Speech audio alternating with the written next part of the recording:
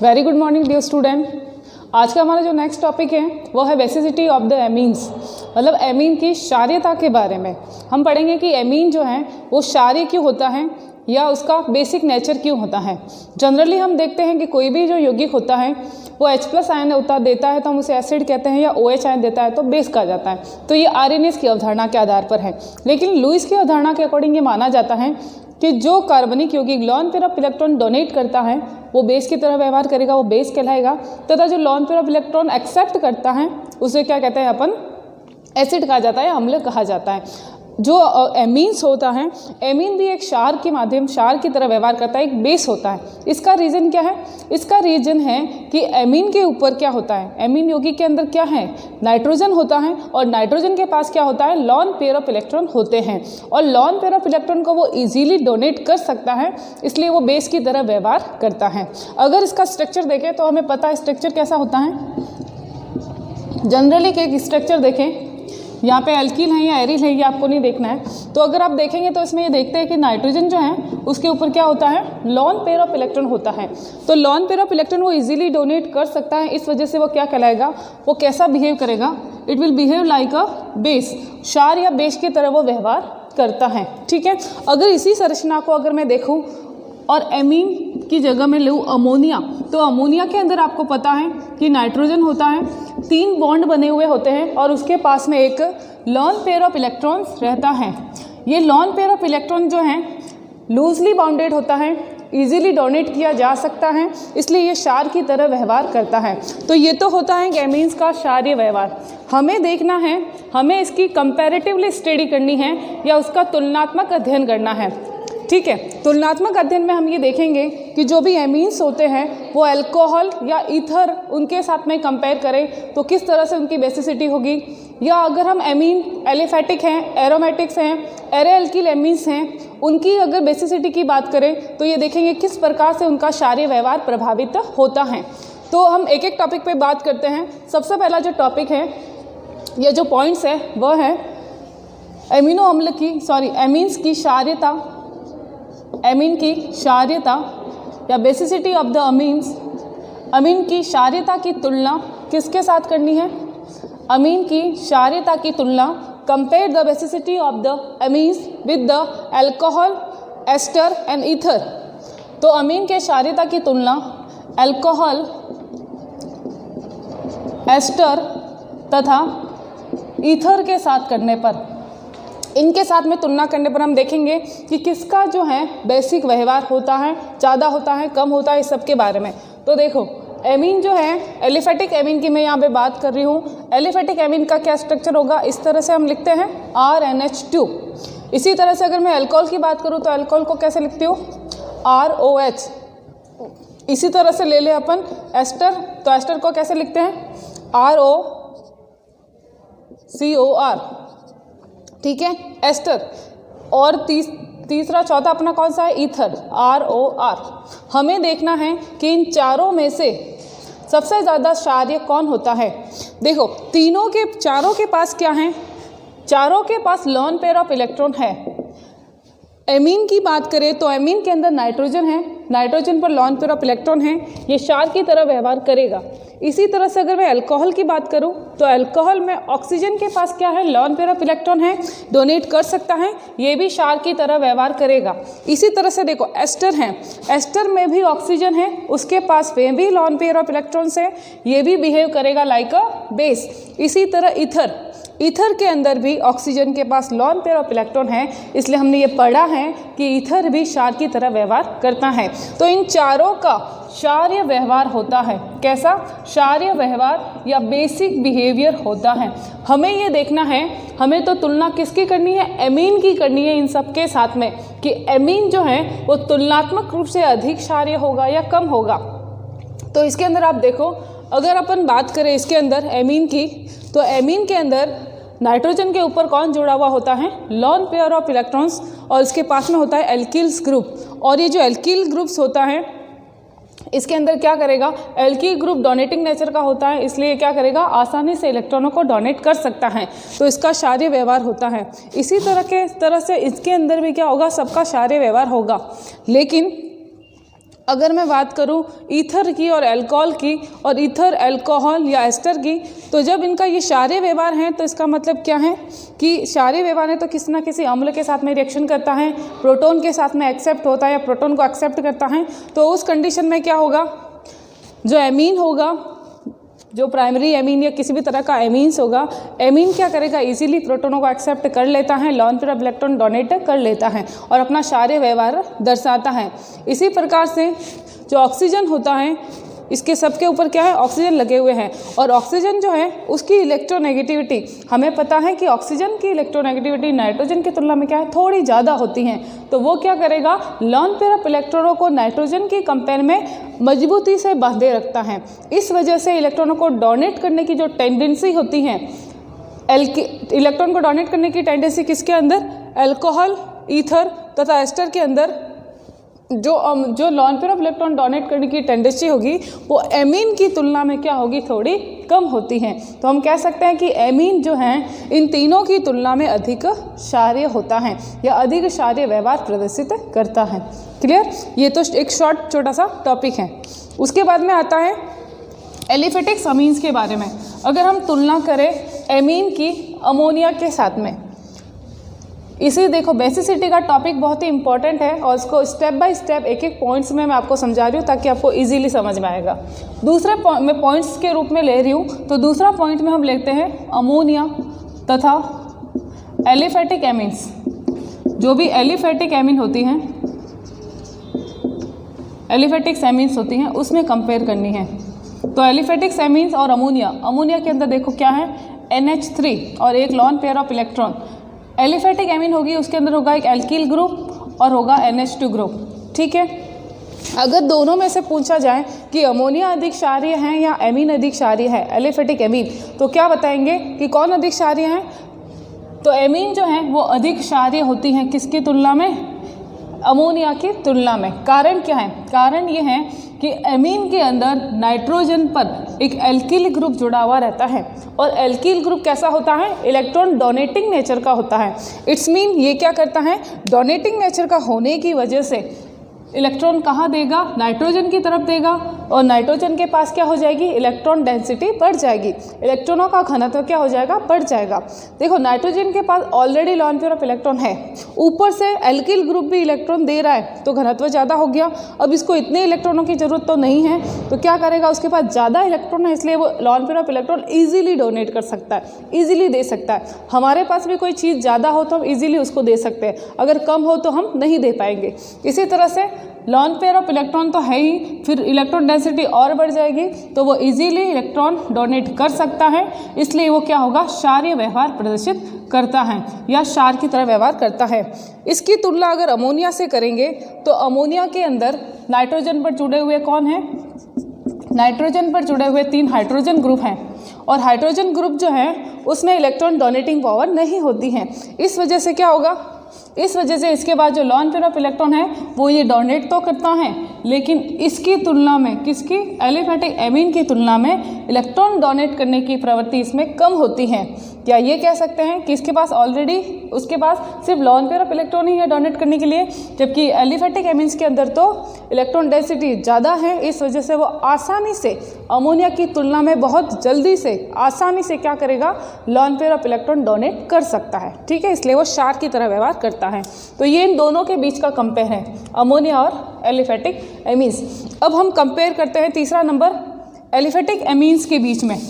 जितने भी aliphatic amine है 1 डिग्री 2 डिग्री 3 डिग्री उनके बीच में, तो जितने भी एलिफेटिक्स एमीन हैं उनका आपस में कंपेयर करना है और देखनी है क्षारीयता। देखो एक होता है 1 डिग्री एमीन जिसे हम कहते हैं प्राइमरी, एक होता है 2nd डिग्री एमीन और एक होता है 3 डिग्री एमीन। कितने ग्रुप जुड़े हुए, 3, ये 2 और ये 1। तो ये है 1 डिग्री एमीन, 2 डिग्री एमीन और 3 डिग्री एमीन, प्राइमरी, सेकेंडरी और टर्सरी। हमें ये देखना है कि सबसे ज़्यादा क्षारीय कौन होता है। ये तो हमें पता है कि ये बेसिक नेचर इनका होता है, लेकिन सबसे ज़्यादा बेसिक नेचर किसका है। तो जब हम क्या करते हैं, अमोनिया में से एक हाइड्रोजन हटाकर एक एल्किल ग्रुप लाते हैं, तो alkyl group electron donating nature का होता है, पता है आपको। डोनेटिंग नेचर का होगा तो नाइट्रोजन के ऊपर इलेक्ट्रॉनों की डेंसिटी बढ़ जाएगी, इलेक्ट्रॉन घनत्व बढ़ जाएगा तो आसानी से अपना lone pair of electron donate कर सकता है। क्लियर। सेकेंडरी एमीन के अंदर क्या होगा, ये डोनेटिंग ग्रुप कितने हैं, सेकेंडरी एमीन के अंदर 2 हैं, मतलब इलेक्ट्रॉन डोनेटिंग पावर अब और ज़्यादा हो गई। पहले 1 था फिर 2 आ गए तो इलेक्ट्रॉन डोनेटिंग पावर और ज़्यादा हो गई, तो नाइट्रोजन के ऊपर इलेक्ट्रॉन की डेंसिटी क्या हो जाएगी, और ज़्यादा हो जाएगी। और इलेक्ट्रॉन डेंसिटी और ज़्यादा इट्स मीन इलेक्ट्रॉन डोनेट करने की टेंडेंसी भी बहुत ज़्यादा हो जाएगी प्राइमरी एमीन की तुलना में, तो बेसिसिटी भी बढ़ेगी। क्लियर। तो यहाँ पे बेसिसिटी बढ़ती हैं। अब 3 डिग्री का देखो, 3 डिग्री के अंदर तो 3 एल्किल ग्रुप है, तो इलेक्ट्रॉन डोनेट करने की टेंडेंसी तो सबसे ज़्यादा होगी इसके अंदर, क्योंकि 3 अल्किल ग्रुप इलेक्ट्रॉन डोनेट कर रहे हैं, इलेक्ट्रॉनों की डेंसिटी बहुत ज़्यादा होगी, आसानी से lone pair of electron donate कर सकते हैं, तो बेसिसिटी भी बढ़ेगी। क्लियर। ये इसके अंदर अपन मान सकते हैं। लेकिन अगर क्षारीयता का क्रम पूछा जाता है तो रियल में क्षारीयता का क्रम देखो होना तो क्या चाहिए, होना तो ये चाहिए कि 3 डिग्री, 2 डिग्री और 1 डिग्री, और उसके बाद में अमोनिया।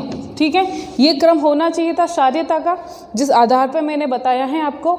लेकिन क्षारीयता का क्रम ये नहीं होकर ये होता है 2 डिग्री, 1 डिग्री, 3 डिग्री और फिर अमोनिया। अब आप कहोगे ये क्या नया नाटक है, ये क्या हो गया, यहाँ पे क्षारीयता ऐसे चेंज क्यों हो गई। होना तो 3 डिग्री ज़्यादा चाहिए था क्योंकि 3 एल्किल ग्रुप उस पर लगे हुए हैं, लेकिन मैंने यहाँ आंसर में क्या लिखा है, 2 डिग्री आएगा, फिर 1 आएगा, फिर 3 आएगा। तो 3 को हम सबसे लास्ट में क्यों ले गए, इसके पीछे कारण क्या है, यही सवाल जो है वो एग्ज़ाम में आता है या पूछा जाता है कि ऐसा क्यों हुआ। तो अब आप इसके पीछे का कारण देखो। 3 डिग्री जो है उसके अंदर क्या हुआ है, एल्किल ग्रुप जुड़े हुए हैं, यहाँ पे लॉन पेयर ऑफ इलेक्ट्रॉन है। ठीक है, स्ट्रक्चर देखा जाए तो कुछ इस तरह से स्ट्रक्चर होता है, ये R, ये R, ये R और ये लॉन पेयर ऑफ इलेक्ट्रॉन होता है। ठीक है, 3 डिग्री के अंदर 3 एल्किल ग्रुप जुड़े हुए हैं, इलेक्ट्रॉन डेंसिटी ऑब्वियसली बढ़ेगी, नाइट्रोजन के ऊपर इलेक्ट्रॉन घनत्व बढ़ेगा, इलेक्ट्रॉन डोनेट करने की टेंडेंसी बढ़नी चाहिए थी, लेकिन घट क्यों गई, कम क्यों हो गई, इसका कारण क्या है। इसका कारण ये है कि 3 डिग्री एमीन के अंदर 3 एल्किल ग्रुप पास पास में होते हैं। 1 के अंदर तो 1 ही था, सेकेंड डिग्री एमीन के अंदर 2 ही थे, और 3 डिग्री मतलब 3 बड़े बड़े एल्किल ग्रुप एक दूसरे के क्या हो गए, बिल्कुल क्लोज आ गए। तो 3 डिग्री देखो, ये जैसे इस तरह का स्ट्रक्चर है, तो ये 3 क्या हो गए, ये 3 एक दूसरे के पास आ गए, तो ये 3 बड़े बड़े एल्किल ग्रुप है। हाइड्रोजन हो तो कोई दिक्कत नहीं, छोटा ग्रुप है, लेकिन एल्किल ग्रुप बड़े ग्रुप हैं, तो क्या होगा, इनके बीच में आपस में क्या होगा, स्टेरिक हिंड्रेंस या त्रिविम विन्यासी बाधा इन तीनों के बीच में उत्पन्न होगी। और जैसे ही स्टेरिक हिंड्रेंस और त्रिविम विन्यासी बाधा उत्पन्न होती हैं, क्या बढ़ेगा, प्रतिकर्षण ऊर्जा का मान बढ़ जाएगा, रिपल्शन एनर्जी इंक्रीज हो जाएगी, और वह जैसे ही रिपल्शन एनर्जी बढ़ेगी क्या हो जाएगा, स्थायित्व, उसकी स्टेबिलिटी जो होगी, उसका स्थायित्व जो होगा वो घट जाएगा, तो स्टेबिलिटी क्या होगी, कम हो जाएगी। इसके अलावा और कारण ये हैं कि ये जो बड़े बड़े ग्रुप होते हैं इनके बीच में स्टेरिक हिंड्रेंस होगा, इस वजह से त्रिविम विन्यासी बाधा उत्पन्न होगी। तो अब इनके प्रोटोनीकरण के लिए जो प्रोटोन आएगा, लॉन पेयर किसको देंगे, किसी एसिड को ही तो देंगे ताकि आपस में वो कंपाउंड्स बनाए। तो अब किसी प्रोटोन को या कोई प्रोटोनिक कंपाउंड्स हैं तो उसको लॉन पेयर ऑफ इलेक्ट्रॉन देने के लिए ये क्या नहीं देते, ये स्पेस ही नहीं देते। इस तरह से सब तरह से कवर हो गए हैं कि लॉन पेयर ऑफ इलेक्ट्रॉनों की तरफ आने वाला कोई प्रोटॉन है तो उसको ये स्पेस नहीं दे पाता, और स्पेस नहीं दे पाएगा, जगह नहीं दे पाएगा, तो रिएक्शन कहाँ से होगी, नहीं हो पाएगी। तो प्रोटॉन को लॉन पेयर ऑफ इलेक्ट्रॉन प्रदान करने में भी क्या हो जाएगी, यहाँ पे कमी हो जाएगी। इस वजह से इसकी क्या होगी, क्षारीयता कम होगी, क्योंकि लॉन पेयर ऑफ इलेक्ट्रॉन तो डोनेट हो नहीं पा रहा, स्पेस इतना ज़्यादा भर गया, त्रिविम विन्यासी बाधा सब तरह से उत्पन्न हो गई, तो इस तरह से क्षारीयता में कमी आएगी। 3 डिग्री की तुलना में 2 डिग्री जो होता है उसके अंदर थोड़े दूर ग्रुप्स रहते हैं, तो इतना प्रतिकर्षण नहीं होता है। ठीक है, और इलेक्ट्रॉन डेंसिटी क्योंकि ज़्यादा होगी 2 डिग्री के अंदर, इसलिए ये सबसे पहले आएगा। फिर 1 डिग्री का आएगा, एक ही एल्किल ग्रुप है, इलेक्ट्रॉन डेंसिटी ज़्यादा, हिंड्रेंस वगैरह कुछ भी नहीं होगा। फिर आता है 3 डिग्री, क्योंकि स्टेरिक हिंड्रेंस बहुत ज़्यादा होगा, और अमोनिया सबसे लास्ट आता है क्योंकि कोई एल्किल ग्रुप नहीं होता है, केवल हाइड्रोजन इसके ऊपर लगे हुए रहते हैं। तो आप ये चीज़ याद रखना, देखो ऑर्डर तो ये होना चाहिए था लेकिन होता ये है, और आपका यही ऑर्डर राइट है, आप ये ध्यान रखना। ठीक है, कौन सा ऑर्डर है ये, क्षारीयता का क्रम है। जो एलिफेटिक एमीन होते हैं, एल्किल अमीन्स होते हैं, उनकी क्षारीयता का क्रम 2 डिग्री सबसे highest, then 1 degree, then 3 degree, at the last ammonia होता है। क्लियर। तो ये है एलिफेटिक्स अमीन की क्षारीयता का क्रम। अब हम देखते हैं एलिफेटिक और एरोमेटिक के बीच में कंपेयर करेंगे। किसके बीच में? एलिफेटिक और एरोमेटिक्स कि जो एलिफेटिक अमीन होता है और एरोमेटिक अमीन होता है उनमें से कौन ज़्यादा क्षारीय है। तो देखो, एक तो एग्जाम्पल है मेरे पास एरोमेटिक का, ये एक एरोमेटिक अमीन ले लिया हमने, और एक एग्जाम्पल है अपने पास है एलिफेटिक का। ठीक है, क्या अंतर है? एक के अंदर अल्किल की चैन है और एक के अंदर बेंजिल की रिंग जुड़ी हुई है। हमें बताना है कि दोनों में से कौन ज़्यादा क्षारीय होता है या किसकी बेसिक स्ट्रेंथ ज़्यादा होगी। तो आप देखो, दोनों के अंदर नाइट्रोजन है, दोनों के पास लॉन पेयर ऑफ इलेक्ट्रॉन है, दोनों lone pair of electron donate कर सकते हैं, तो दोनों बेस है। लेकिन चेंजेस क्या है, उसके अंदर जो ट्विस्ट है वो क्या है? तो देखो, एल्किल के अंदर तो आपको पता है, अभी आपने पढ़ा है एलिफेटिक एमीन्स के अंदर कि एलिफेटिक एमीन के अंदर आर ग्रुप, एल्किल ग्रुप जो होते हैं वो डोनेटिंग नेचर का होता है। डोनेटिंग नेचर का होने की वजह से नाइट्रोजन के ऊपर इलेक्ट्रॉनों की डेंसिटी बढ़ जाती है। इलेक्ट्रॉन डेंसिटी बढ़ेगी तो nitrogen easily lone pair of electron donate कर सकता है, इसलिए वो क्षार होता है या बेस की तरह व्यवहार करता है। अगर इसकी तुलना एरोमेटिक अमीन के साथ में करेंगे, अपन बेंजिल अमीन के साथ में करेंगे, तो इसके अंदर देखते हैं कि नाइट्रोजन जिस कार्बन पे जुड़ा हुआ है वो कार्बन कैसा है? sp2 संकरित होता है, जबकि एलिफेटिक के अंदर तो sp3 संकरित होता है। तो मुझे बताओ sp2 और sp3 में से मजबूत कौन है? sp3 और sp2 में से sp2 ज़्यादा मजबूत होता है और इससे भी ज़्यादा मजबूत होता है sp। कारण कि sp संकरण जो होता है उसकी विद्युत ऋणता बहुत ज़्यादा, फिर कम और उसके बाद सबसे कम होती हैं। तो sp संकरण कार्बन होने की वजह से ये क्या करेगा, ये नाइट्रोजन के ऊपर जो लॉन पेयर ऑफ इलेक्ट्रॉन्स हैं, जो बॉन्ड्स के इलेक्ट्रॉन्स होंगे, उसको क्या करेगा, अपनी तरफ खींचे रखता है। बिल्कुल लूजली बाउंड हो तो ईजिली डोनेट हो सकते हैं, लेकिन ये कैसे होते हैं, ये खींचे रखता है, इस वजह से ये टाइटली बाउंड हो जाते हैं। कैसे? मजबूती से बंधे हुए रहते हैं। इस वजह से क्या होता है, आसानी से इनका डोनेट नहीं हो पाता। ये पहला कारण। दूसरा कारण इम्पॉर्टेंट, दूसरा कारण ये है कि इसके लॉन पेयर ऑफ इलेक्ट्रॉन जो हैं वो बेंजीन की रिंग के अंदर अनुनाद में भाग लेते हैं। इम्पॉर्टेंट कारण क्या है? नाइट्रोजन के ऊपर उपस्थित lone pair of electron benzene की रिंग के अंदर अनुनाद में भाग लेते हैं। इट्स मीन इनका डीलोकेलाइजेशन हो जाता है, और डीलोकेलाइजेशन हो गया इट्स मीन नाइट्रोजन के ऊपर अब क्या है, lone pair of electron available नहीं है। और जब lone pair of electron available नहीं होगा तो डोनेट कहाँ से करेगा, तो क्षारीयता कहाँ से होगी? इस वजह से क्षारीयता नहीं होती है या बहुत ही कम होती हैं। तो अब हम देखते हैं इनका रिजोनेटिंग स्ट्रक्चर कैसे रहता है। देखो, रिजोनेटिंग स्ट्रक्चर देखेंगे तो आप क्या देखोगे, इसके पास क्या है, नाइट्रोजन के पास लॉन पेयर ऑफ इलेक्ट्रॉन है, इस वजह से क्षारीय होना चाहिए, क्षारीय है भी, लेकिन कम क्षारीय होता है। कारण एक तो ये sp2 संकरण से बंधा हुआ है, मजबूती से बंधा हुआ है।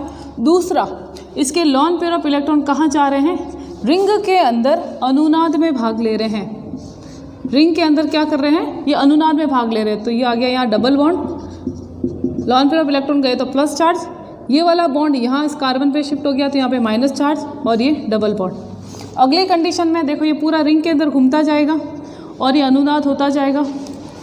इस तरह की आपको अनुनादी संरचनाएं मिलेगी। अब ये लॉन पेयर ऑफ इलेक्ट्रॉन कहाँ चला गया, देखो माइनस चार्ज यहाँ पे आ गया तो ये बॉन्ड यहाँ आ गया, ठीक है, ये बॉन्ड यहाँ आ गया, और ये बॉन्ड के इलेक्ट्रॉन यहाँ की तरफ शिफ्ट हो गए, ये डबल बॉन्ड, ये NH2+। अगली संरचना के अंदर ये जो माइनस चार्ज है ये यहाँ शिफ्ट होगा और ये बॉन्ड के इलेक्ट्रॉन यहाँ शिफ्ट हो गए, ठीक है, इस तरफ से। तो ये संरचना, जो अगली संरचना बनेगी वो इस तरह की बनेगी,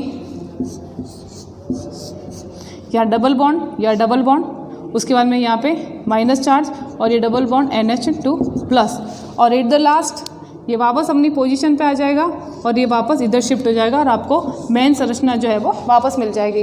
तो ये लॉन पेयर ऑफ इलेक्ट्रॉन जो है वो अनुनाद में भाग लेते हैं। बेंजीन की रिंग के अंदर इनका डीलोकेलाइजेशन या विस्थानीकरण होता है, इस वजह से डोनेट होने के लिए या प्रदान करने के लिए आसानी से अवेलेबल नहीं होते हैं, ठीक है, ईजिली अवेलेबल नहीं होते हैं। इस कारण एलिफेटिक अमीन की क्षारीयता एरोमेटिक अमीन की क्षारीयता एलिफेटिक अमीन की तुलना में क्या होती है, बहुत ही कम होती हैं। कारण समझ में आ गया, क्योंकि यहाँ तो डोनेटिंग है, इलेक्ट्रॉन डेंसिटी ऑलरेडी ज़्यादा है, sp3 संकरण है, आसानी से डोनेट करता है क्षारीय, जबकि इसके अंदर sp2 संकरण सारे जो लॉन पेयर ऑफ इलेक्ट्रॉन है वो डीलोकलाइजेशन में भाग ले रहे हैं, इजीली अवेलेबल ही नहीं है, इसलिए क्षारीयता कम। तो दोनों की तुलना करने पर कौन सा ज़्यादा क्षारीय होगा? Aliphatic amine will be more basic than aromatic amine. तो एलिफेटिक अमीन एरोमेटिक अमीन की तुलना में अधिक क्षारीय होता है। ठीक है, ये क्षारीयता का कारण है। अब नेक्स्ट तुलना करते हैं, ये तो हो गया किसके बीच में, एलिफेटिक और एरोमेटिक के बीच में। अब ये कंपेयर करते हैं अपन किसके बीच में, जो आपने पढ़ा था एर एल्किल एमीन, जिसके अंदर एल्किल ग्रुप भी होता है, एरोमेटिक एमीन भी होता है, तीसरा टाइप। तो जो एरोमेटिक हैं, एरोमेटिक भी लेते हैं, एक एलिफेटिक भी लेते हैं और एक एरे एल्किल एमीन भी लेते हैं। तीनों के बीच में तुलना करके देखते हैं। तो हम ले रहे हैं 3 अमीन्स, 3 टाइप के अमीन। कौन सा? एक आप ले लो एरोमेटिक, ये एरोमेटिक अमीन, ठीक है, ये है एरोमेटिक अमीन। एक ले लो एरे एल्किल अमीन, एरे एल्किल अमीन जिसके ऊपर एक एल्किल की चेन, उसके बाद में अमीन ग्रुप, इसे हम कहते हैं एर एल्किल अमीन। और एक ले लो एलिफेटिक अमीन। ठीक है, ये 3 प्रकार के अमीन ले लिए। अब हमें कंपेयर करनी है। सबसे पहले आ जाता है एलिफेटिक पे। एलिफेटिक एमीन में हमने देखा, एलिफेटिक एमीन के अंदर क्या है, नाइट्रोजन के ऊपर लॉन पेयर ऑफ इलेक्ट्रॉन है। नाइट्रोजन से जुड़ा हुआ जो एल्किल ग्रुप है वो डोनेटिंग नेचर का है, sp3 कार्बन से जुड़ा हुआ रहता है। ये डोनेटिंग नेचर का होने की वजह से इलेक्ट्रॉन किस तरफ देता है, नाइट्रोजन की तरफ देता है। तो नाइट्रोजन पर इलेक्ट्रॉन डेंसिटी बढ़ जाएगी, और नाइट्रोजन पर इलेक्ट्रॉन डेंसिटी बढ़ेगी तो नाइट्रोजन को इलेक्ट्रॉन डोनेट करने की प्रवृत्ति भी क्या होगी, बढ़ जाएगी। तो बेसिक नेचर क्लियर। उसके बाद में अगर बात करूँ मैं एरोमेटिक की, जो हमने जस्ट बात की है, नाइट्रोजन sp2 संकरित कार्बन से जुड़ा हुआ है, मजबूती से बंधा हुआ है, ठीक है, tightly bounded lone pair of electrons है। उसके अलावा ये क्या करते हैं, ये लॉन पेयर ऑफ इलेक्ट्रॉन अनुनाद में भाग ले रहे हैं, तो इजीली अवेलेबल नहीं होते हैं, ठीक है। लेकिन एरे एल्किल एमीन के अंदर क्या है, एरे एल्किल एमीन के अंदर लॉन पेयर ऑफ इलेक्ट्रॉन तो हैं डोनेट करने के लिए, जैसे कि इसमें है, जैसे कि इसमें भी है, लेकिन क्या ये अनुनाद में भाग ले पाएंगे? ये अनुनाद में भाग नहीं ले पाएंगे। अनुनाद में भाग तभी ले पाते जब कार्बन और नाइट्रोजन डायरेक्ट जुड़ा हुआ हो। कह सकते हैं कि कोई भी ग्रुप जब बेंजीन की रिंग के ऊपर डायरेक्ट अटैच हो तभी उसके लॉन पेयर ऑफ इलेक्ट्रॉन अनुनाद में भाग लेते हैं। लेकिन यहाँ बीच में कौन आ गया, यहाँ बीच में एक मेथिलीन ग्रुप आ गया CH2, इस वजह से ये अनुनाद में भाग नहीं ले पाएंगे। इट्स मीन अनुनाद तो नहीं होगा, और अनुनाद नहीं होगा तो लॉन पेयर ऑफ इलेक्ट्रॉन आसानी से अवेलेबल होंगे। इस वजह से क्या करेगा, lone pair of electron donate कर सकता है। तो आप कंपेयर करो एरोमेटिक और एरे एल्किल एमीन के बीच में कि कौन अधिक क्षारीय होगा। तो अगर हम इन दोनों की तुलना करें तो हमें पता है कि ये अधिक क्षारीय होगा। कौन? एरे एल्किल एमीन, क्योंकि इसके अंदर lone pair of electron donate करने की तुलना, lone pair of electron donate करने की टेंडेंसी ज़्यादा है, क्योंकि अनुनाद नहीं हो रहा। जबकि इसमें अनुनाद हो जाता है तो lone pair of electron donate करने की टेंडेंसी कम है। क्लियर। इन दोनों के बीच में कंपेयर में एरोमेटिक एरे एल्किल एमीन के बीच में, तो एरे एल्किल एमीन अधिक क्षारीय होगा। अब इन दोनों की तुलना करो, एरे एल्किल और एलिफेटिक की।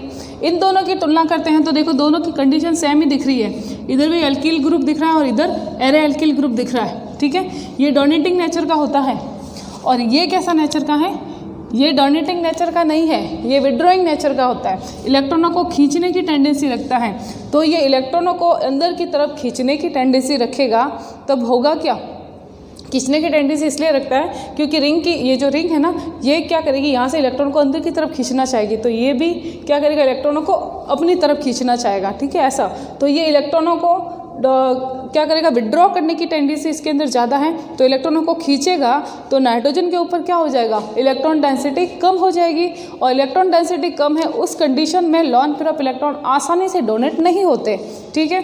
जबकि इसके अंदर आसानी से डोनेट हो जाते हैं क्योंकि ये डोनेटिंग नेचर का है।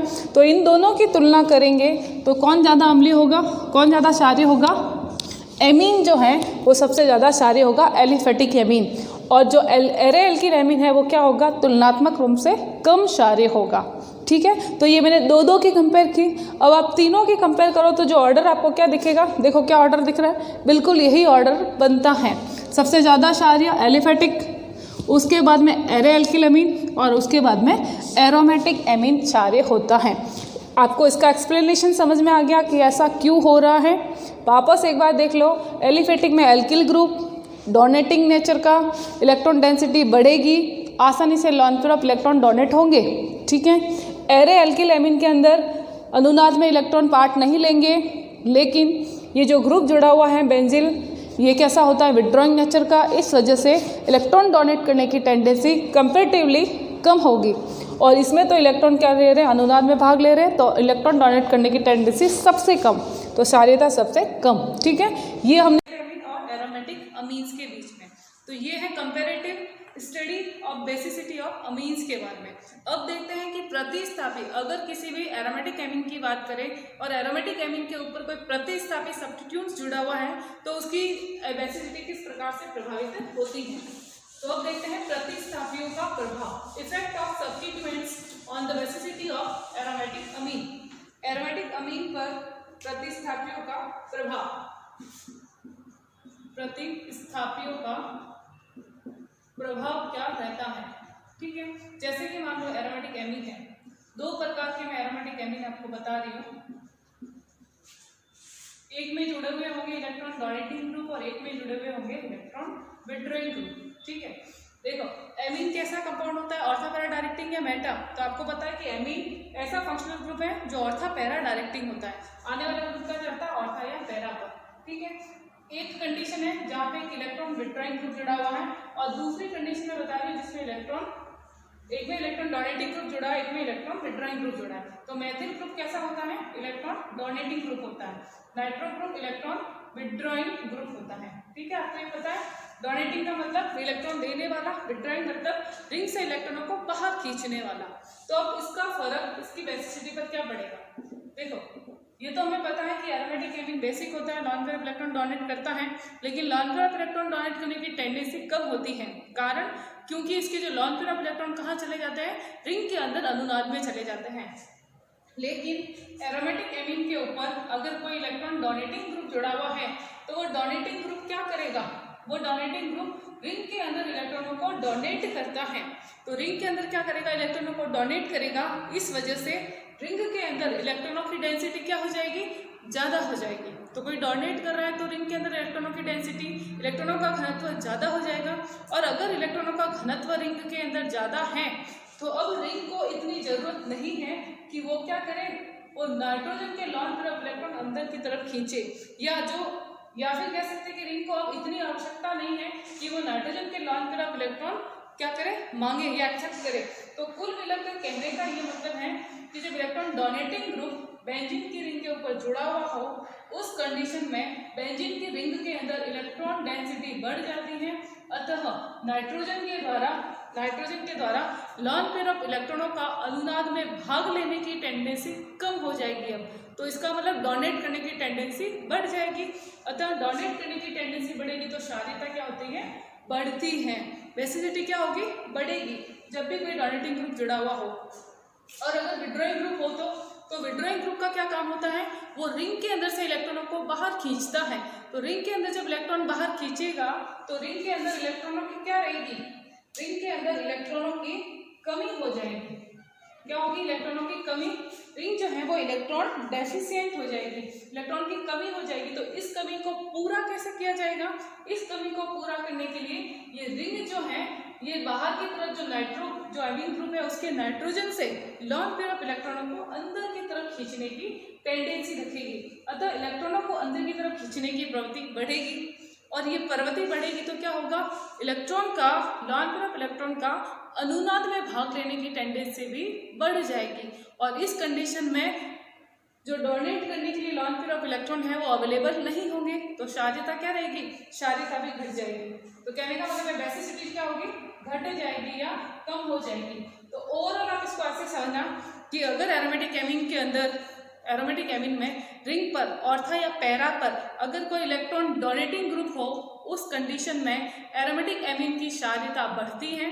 तथा अगर इलेक्ट्रॉन विड्रॉइंग ग्रुप जुड़ा हुआ हो तो अमीन की क्षारीयता, एरोमेटिक अमीन की क्षारीयता घटती है। ठीक है, तो ये प्रभाव पड़ता है किसका, प्रतिस्थापियों का प्रभाव पड़ता है एरोमेटिक अमीन की क्षारीयता पर। क्लियर, तो ये आज आपका topic complete, basicity of amines के बारे में, कि जो अमीन होते हैं वो क्षारीय प्रवृत्ति के होते हैं। उसके अंदर एलिफेटिक अमीन, उसकी तुलना की हमने किसके साथ में, एरोमेटिक अमीन्स के साथ में, एरे-एल्किल अमीन के साथ में। तीनों प्रकार के एलिफेटिक अमीन जो होते हैं उनकी क्षारीयता की तुलना की। इस प्रकार से टॉपिक बहुत ज़्यादा इंपॉर्टेंट है, इसको आप ध्यान से देखना, समझने की कोशिश करना। इससे रिलेटेड एग्जाम आता है, इससे रिलेटेड सवाल ऐसे आते हैं जैसे कि देखो ये दे दिया आपको कि क्षारीयता का क्रम एलिफेटिक अमीन में एलिफेटिक अमीन के अंदर 2 degree, 3 degree, 2 degree, 1 degree, 3 degree ammonia, ये होता है। कारण क्या है, तो एक्सप्लेन कर सकते हैं आप कि 2 डिग्री पहले क्यों आया, जबकि 3 डिग्री आना चाहिए था एलिफेटिक अमीन के अंदर। तो जो मैंने आपको पढ़ाया उस अकॉर्डिंग आप इसको इस तरह से एक्सप्लेन कर सकते हो, सवाल कहीं से भी उठ के आएगा। अब जैसे एलिफेटिक और अमीन दे दिया और पूछा कि एलिफेटिक और एरोमेटिक अमीन में से कौन ज़्यादा क्षारीय है, कारण क्या है, तो बता सकते हैं एरोमेटिक के अंदर रिजोनेंस और एलिफेटिक के अंदर क्या होता है, डोनेटिंग नेचर है या लगने वाले एल्किल ग्रुप की, तो उसकी क्षारीयता ज़्यादा होगी। किसी भी तरह से कंपेयर पूछा जाए तो आप ये जो हमने आज टॉपिक पढ़ा है उसके आधार पर आप इसको एक्सप्लेन इजीली कर सकते हैं। ठीक है, तो आप इसको ध्यान से पढ़ने की कोशिश करना। आज के लिए इतना ही, थैंक यू।